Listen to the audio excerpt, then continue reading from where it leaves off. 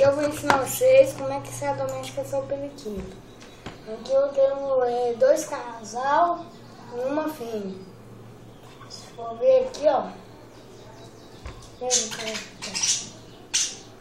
Que esse foi manso, quietinho com ele. Pra vocês amansar eles, vocês têm que deixar eles acostumar com vocês. Porque eles bicam muito. E tem que ter muito cuidado também. Quando vocês for comprar ele, não fica tentando pegar neles muito, esses trem, que eles vão bicar. Amansar periquito não é fácil assim que nem que vocês verem na internet, esses trem não.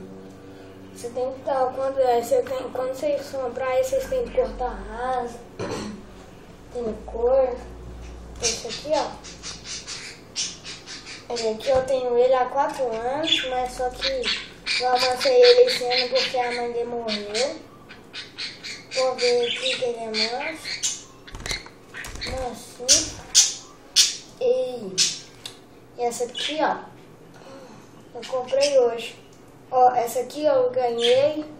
Eu ganhei ontem de ontem. Amansei ele por um dia. Ele é mansinho também.